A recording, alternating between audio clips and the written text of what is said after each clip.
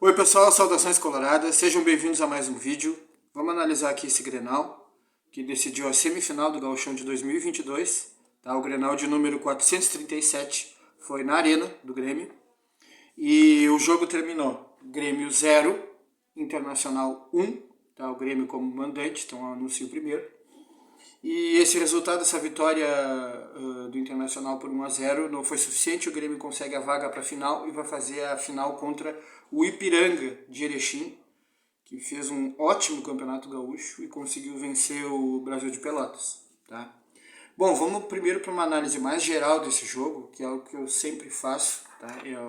O início para mim acaba sendo melhor assim, tá? Que eu me organizo melhor. Um jogo previsível, ou seja, a maneira como o Internacional viria para campo e a maneira como o Grêmio viria, muito previsível. Né? O Grêmio, com a escalação com o mínimo de alteração possível, tá? Não seria possível para o Grêmio repetir exatamente o time do Beira-Rio porque eles perderam o Vilhaçante.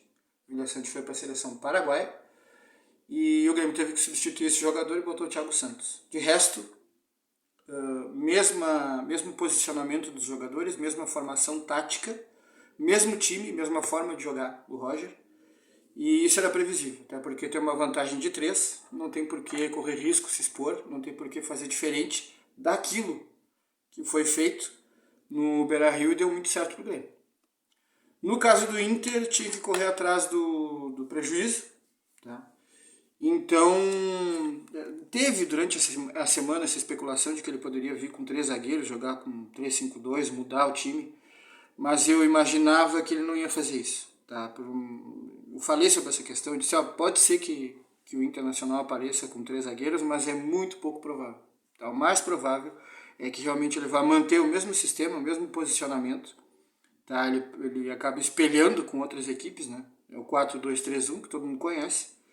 Ele só vai mudar ali a questão da lateral esquerda, vai botar o Lisier na lateral, vai puxar o Edenilson para o meio para jogar como volante, e aí poderia surgir o David do lado esquerdo e o Wesley de centroavante, ou então o Caio Vidal e David, né? Caio Vidal do lado esquerdo e David de centroavante. Eu não sabia quem que ele usaria, como é que ele formaria essa frente, né? Tinha um palpite de que seria assim, de que ele voltaria com Wesley Moraes, pelo pivô que ele faz, pelo tamanho do jogador, por ser um centroavante mais experimentado, né?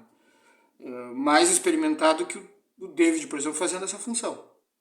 O David já não é um centroavante de carteirinha, é um jogador que fez falso 9 no Fortaleza, é um jogador que já jogou como segundo atacante, mas isso é uma posição alternativa. O David é um jogador que se sente melhor e joga mais como jogador de lado, não extremo. Então, eu imaginei sim que ele poderia vir com Wesley Moraes na frente e ele veio. Tá? Então, o Inter começou com aquela linha de 4, e aí tem uma surpresa nessa linha de 4, ou seja, Bustos lateral direito, Mendes na zaga, Kaique na zaga e o Lisier na lateral esquerda. Ou seja, o Cuesta saiu. Que era uma coisa que era pedida já se falava há um bom tempo, né? A crítica falava que o Cuesta deveria sair, que ele deveria jogar com Kaique Rocha e Bruno Mendes, né? Eu falava também isso, porque o Cuesta realmente é talento, caiu de produção, ele está defendendo mal, tá? Isso é primordial para zagueiro. Não me adianta ele ser um jogador que, na bola aérea ofensiva, ele vai bem. O passe longo dele é bom, o cruzamento que ele faz da intermediária, ele bota bastante efeito na bola e é uma jogada perigosa. Bom, isso é um plus. Isso é um plus que o jogador me dá, mas ele precisa defender bem. E nessa tarefa básica do zagueiro, ele não está fazendo há um bom tempo. Então me surpreendeu, achei que ele manteria o Cuesta. Tá? Mas aí, interessante, gostei de ver a coragem do treinador de tirar o Cuesta e jogar com Bruno Mendes e Kaique Rocha. Então, achei interessante nesse aspecto. Também achei interessante ele preservar o sistema, jogar no 4-2-3-1 como ele está preferindo jogar. Esse é o esquema preferencial do Medina. Então ele veio com essa linha de 4, Bustos, Mendes, Kaique e Lisiero. A linha de 2 com Gabriel e Edenilson. A linha de 3 com Tyson, centralizado, Maurício na direita, David na esquerda e Wesley Moraes de centroavante. previsível. O Grêmio também previsível, com Tonhão na lateral direita, Jeromel, Bruno Alves, Nicolas. Meio campo aí teve Thiago Santos, Lucas Silva, teve o Bitelo, aí teve o Campas na direita, teve o Elias na esquerda e centroavante o Diego Souza.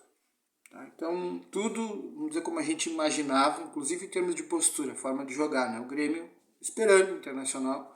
Vocês podem ficar tocando bola e eu vou ficar bem fechadinho aqui atrás e vou sair em contra-ataques porque eu estou em vantagem. O regulamento me dá essa condição. Estou com 3-0 de vantagem, então vou fazer isso. E o que aconteceu? O jogo se deu daquela maneira que a gente esperava. O Inter com posse de bola, trocando passes, só que um pouquinho melhor que no jogo no Beira-Rio, porque o Inter conseguiu construir alguma coisa. O Inter teve mais infiltração. Tá? E eu gostei porque eu achei o toque de bola mais assertivo, ou seja, o Inter errava menos e a bola corria rápido. E o Inter estava conseguindo, em algumas vezes, chegar. Tá? Tanto que aos 9 minutos, aqui eu anotei, uma jogada do Bustos com o Maurício cruza com a direita, e o David, tá? Que era o extremo esquerdo. Como a jogada saiu pelo lado direito, o David, que é o extremo esquerdo, ele faz a movimentação em direção à grande área, em diagonal, né? Faz a jogada facão, e vai atacar o espaço da grande área. E aí ele consegue cabecear. Se ele tirasse mais um pouquinho mais para o canto, seria gol. Mas o Breno fez uma defesaça. Ele pulou e conseguiu tirar essa bola do gol, né? Espalmou o suficiente para ela não entrar. Defesaça do Breno. Grande chance do Inter aos 9. Tá? Gostei de ver, anotei aqui, registrei aos 16 minutos a dinâmica do Edenilson. Realmente ele correu mais, ele entrou na pilha do time. Ou seja, o time estava disposto a correr e a tentar fazer alguma coisa. A tentar buscar. Vamos tentar, porque assim como eles fizeram 3, a gente pode conseguir fazer 3. A bola pode entrar, entra o primeiro, de repente eles ficam nervosos e entra o segundo, e aí o jogo pega fogo. Então o Edenilson entrou na pilha do time e estava correndo mais do que o habitual. A gente sabe, o Edenilson estava devagar, mas nesse jogo ele estava correndo mais do que o habitual. Eu anotei aqui aos 16, já tinha feito o desarme, já tinha ido buscar algumas bolas, tá? Então registrei isso. Aos 37, ver que passou um bom tempo para o Inter criar uma nova chance. Tá? O David, que estava bem, ele sentiu a perna. Tá? Ele deu um drible para o centro. O David estava bem no jogo. Estava atacando o espaço da grande área, fazendo jogada pelo lado esquerdo. Ele estava errando pouco, David. Ele sentiu a lesão, botou a mão atrás aqui da coxa, parece o músculo posterior da coxa, sentiu e já fez o sinal para o banco, não vai dar. E entrou o Caio Vidal. O Caio Vidal que não entrou mal, não, entrou bem. Gostei do Caio Vidal. Tá? Então, aos 9 tem uma chance. Aqui os 37 não é chance, tá? Aqui é a lesão do David. Aos 45, só no final, tá? Só no final do primeiro tempo, tem uma jogada com o Edenilson, Bustos, um bom cruzamento. O Wesley Moraes conseguiu concluir e quase foi uma boa chance. Então, 2 chances claras para o Internacional no primeiro tempo. Tá? Aqui nos meus registros é isso. Tá? Um primeiro tempo bom, melhor do que foi no Beira-Rio, mas o Inter não fez gol. Tá? Então o Inter aí estava, vamos dizer, na missão dele estava mais difícil ainda. No segundo tempo, uma dinâmica igual, né? O Inter com a posse de bola, trocando passes e tentando chegar. Aí o Inter não consegue grandes chances. Aos 23, o Elias sai, entra o Ferreirinha. O Elias cansou, ele correu muito no jogo. Tá? Ele fez mais uma recomposição, uma marcação do que ataque, né? Mas ele tinha que fazer a recomposição e marcar, mas ele tinha que se apresentar na frente. Na medida em que o Grêmio tinha a bola, ele tinha que ser um jogador, uma opção, né? Então ele acabou correndo muito naquele corredor ali, saiu, entrou o Ferreirinha. Aqui, depois aos 23, aqui, tem o Edenilson, um minuto depois. Tá? Uma boa bola para o Bustos, que acabou chutando fraco. Tá? O Edenilson, ele pega uma bola no meio, avança, chega até a beira da área, não entra na área, e dá um toque, abre pro Bustos que está chegando, ele dá um chute, mas ali eu achei uma chance desperdiçada, porque ele tinha um bom ângulo para bater, ele não conseguiu pegar bem na bola, tá? Mas realmente ele estava já dentro da área, o Bustos. Tá? E foi uma chance que não foi aproveitada.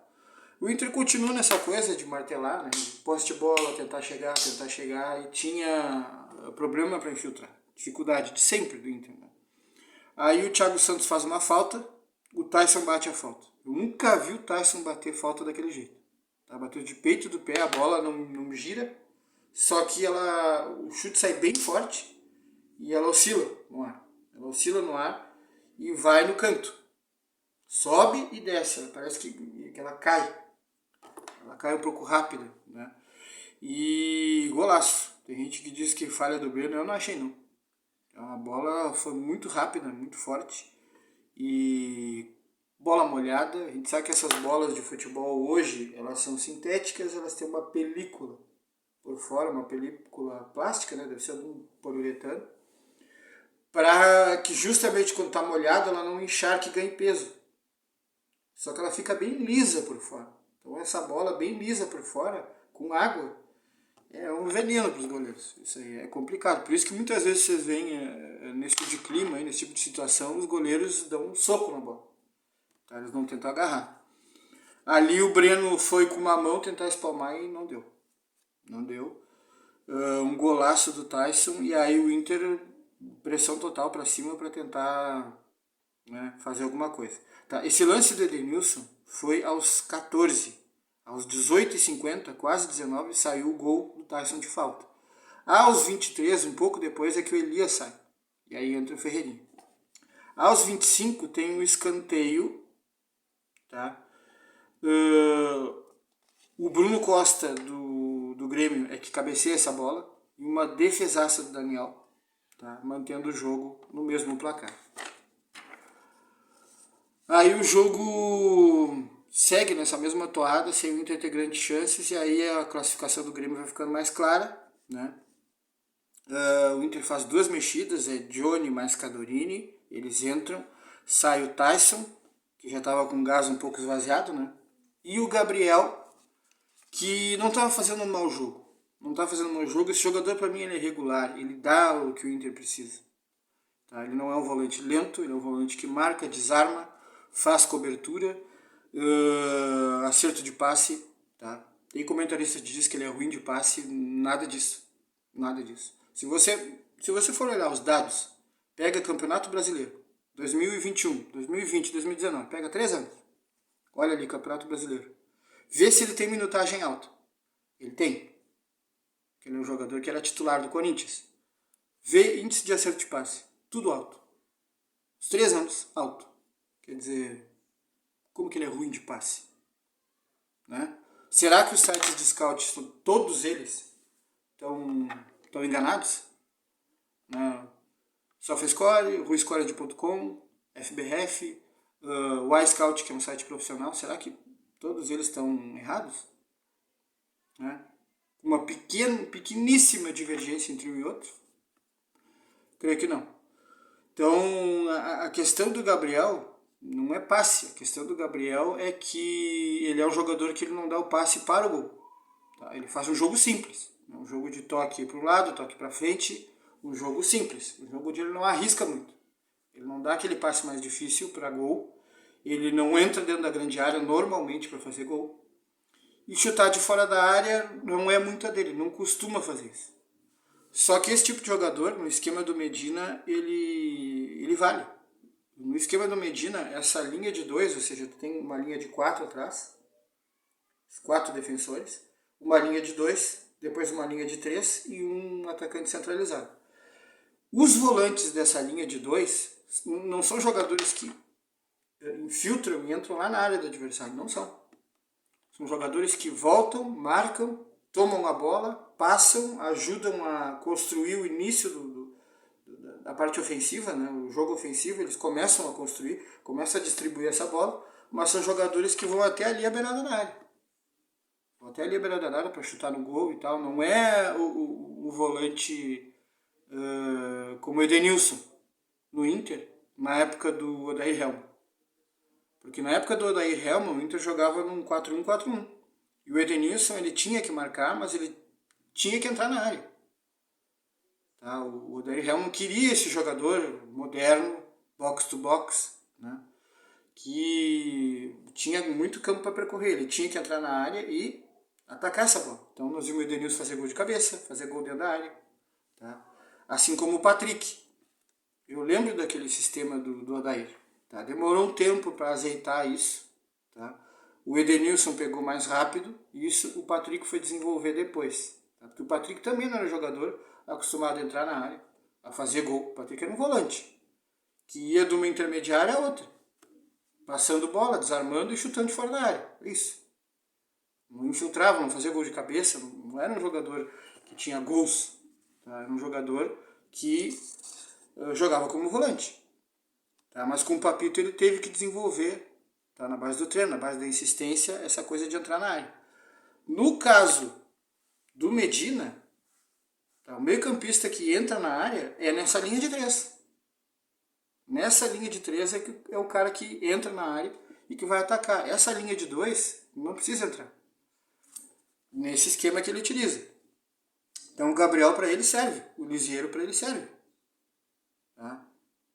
Os dois são bons em acertar passes. O Lisieiro tem a questão da fatiada, né? A invertida de jogo, a bola longa, que ele é bem assertivo. O Lisieiro dificilmente erra passe, assim como o Gabriel. Só que o Gabriel faz um jogo rasteiro, mas um jogo mais simples, tá? De menos risco. Mas ele não é ruim de passe, assim como não é ruim no design. Tá? Bom, o que acontece aqui? Tu vê uma cera do Grêmio já começar antes dos 40. Tá? Aí começa o Caicai, aí cai um jogador, cai 2 jogadores. Aí o Breno 2 vezes, aí o Voaden tem que dar cartão pro Breno, por causa do Maceira. Tá? Aí o que acontece? Tu tem no segundo tempo, aqui é um aspecto importante, tá? No segundo tempo de jogo, tu tem 7 substituições ao todo. 4 do Grêmio e 3 do Internacional. 7 substituições. Quanto que isso resulta em perda de tempo? Normalmente, a recomendação é você dar meio minuto por substituição. Tá? Então, se você tem 8 substituições, seriam 4 minutos.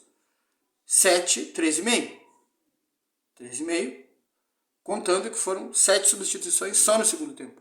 Tá? Foram 8 ao todo no jogo, mas teve uma que foi a do David, foi lá no primeiro tempo. No segundo é que houve o volume, houve todas as outras.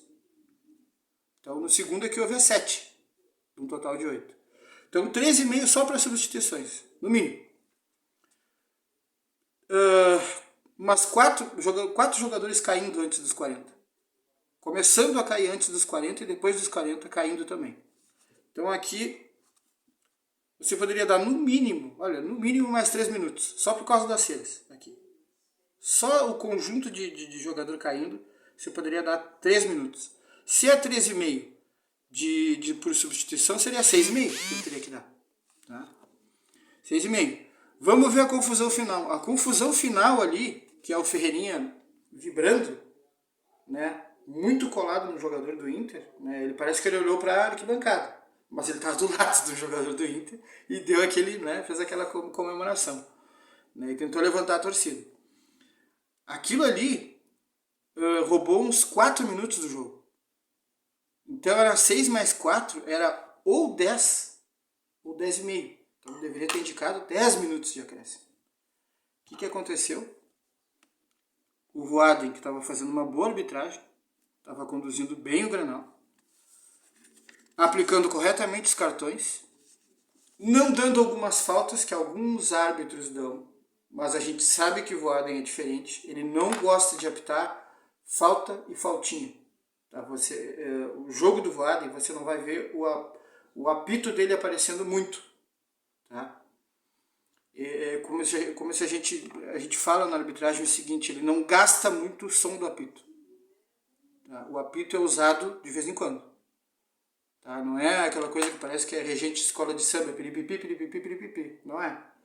Então ele não gasta muito o som do apito e ele deixa algumas faltinhas que alguns árbitros dão, ele deixa passar. gosta de observar a lei da vantagem, tá? Mas para clássico eu não gosto muito não, porque daí pode descambar para violência, né? Mas ele apitou do jeito dele, que a gente conhece, que a gente sabe, que ele deixa o jogo rolar mais, que ele não dá qualquer falta. E até para o jogo ter mais fluidez, tá? Tem gente que gosta, tem gente que não gosta. Eu particularmente gosto, mas para jogo clássico eu não gosto. Eu acho arriscado. Tá? Mas é o jeito do Voaden e não vai mudar isso. E aí o que aconteceu? Ele deu 5. Terminou o 5 e ele acabou o jogo. Acabou o jogo. Aí você vai dizer, não, mas tá certo, não tem problema. Aí eu vou dar uma dica para vocês, que é a seguinte. Quando um árbitro ele toma uma decisão e ele sabe que está certo, se o jogador vem em cima dele e dá bronca e grita, ele pune o jogador. Quando o árbitro toma uma decisão e ele sabe que está errado, ele não faz nada. E ele ouve um monte de gritos dos jogadores do Internacional, ele foi cercado pelos jogadores do Internacional, ele não deu um pio. Ele não deu um cartão, porque ele sabe que ele estava errado. Tá? É uma pena. Cagou a arbitragem dele no final. Estava fazendo uma arbitragem ótima. Mas não adianta ele, sabe, fazer que nem aquele cara da escolinha do professor Raimundo, que acertava tudo, chegava na última e respondia errado. Não adianta. Estava indo tão bem, chegou no final, cagou. Não tem problema nenhum ele dar mais 5 minutos. Tá? Grenal é difícil, a gente sabe. Tá? É um jogo pesado. Mas ele tem ali segurança, ele é um árbitro conhecido. O jogo teve aquela complicação, mas eu acho que não iria descambar para violência. Tá? O Internacional não queria isso, o Inter queria jogar. Então acho que foi uma coisa circunstancial que aconteceu ali, que explodiu. Tá? E aí vocês podem dizer, ah, mas tá errado, eu acho que não deveria expulsar o Ferreirinha. Não, mas foi uma provocação. Foi. Ele fez aquela vibração colado no jogador do Inter. Tá? E aí o Bruno Mendes pegou e deu um encontrão nele, ele já deu vermelho, e deu vermelho pro Ferreirinha, e tocou o jogo a partir daí. Eu acho que ele pensou que vou me livrar logo disso, esse jogo pode piorar, e resolveu, não sei o que tá na cabeça do árbitro às vezes, não sei. Tá? Sei lá, o que houve, se atrapalhou. Vou acabar o jogo agora, com 5 minutos, não sei como. Não sei como, depois de tudo que aconteceu, ele fechar em 5 minutos de acréscimo. Tá? Sobre os bandeiras, nada a declarar, acertaram. Quarto árbitro também sem problema nenhum. Ou seja, a arbitragem estava passando desapercebida, sem problema nenhum, e o seu Voaden colocou uma cobertura de cocô no trabalho dele, infelizmente. Tá? Então é isso, pessoal. Dá like, compartilha, considera a possibilidade de se inscrever no canal. Tá?